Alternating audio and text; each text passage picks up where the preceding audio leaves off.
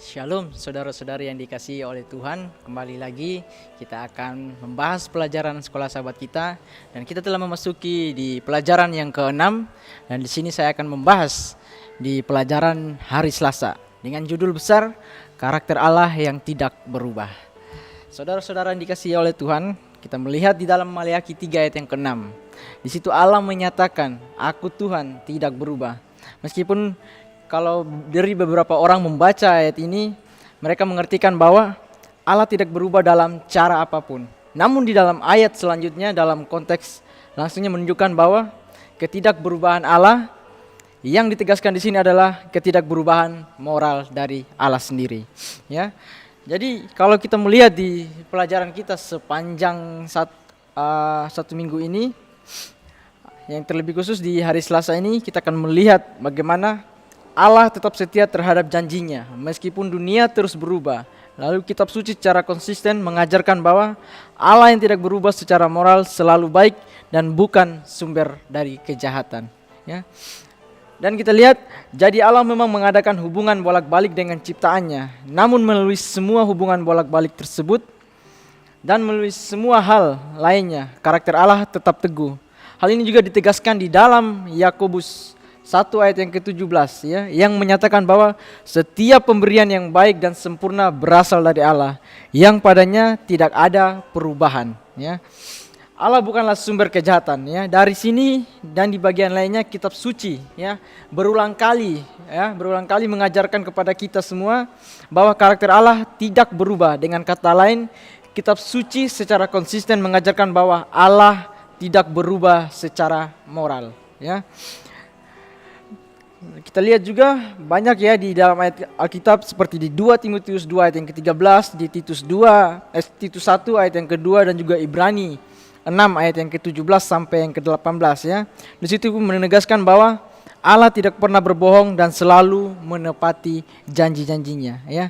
Yesus Kristus juga disebut tetap sama sepanjang masa di dalam Ibrani 13 ayat yang ke-8.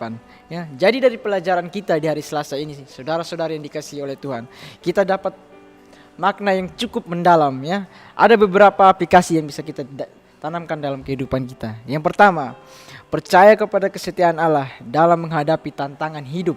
Ya, kita dapat yakin bahwa Allah tetap setia dan akan menolong kita sesuai dengan janjinya ya. Jadi ketika saudara-saudari yang punya masalah ya, ketika kita ada masalah dalam kehidupan kita, mari kita tetap percaya bahwa Tuhan akan selalu setia menolong kita.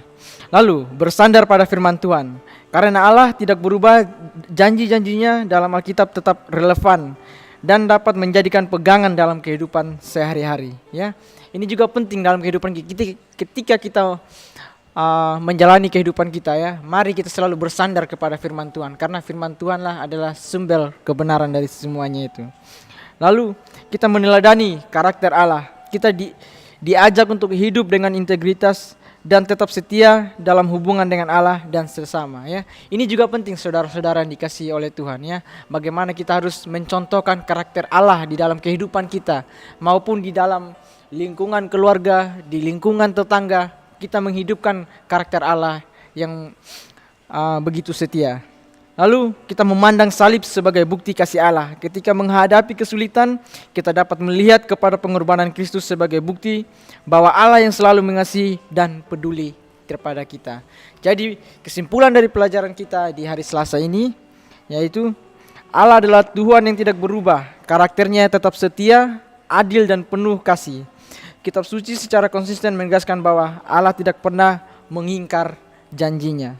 Dia tidak berbohong dan selalu menjadi sumber kebaikan bagi umat-umatnya.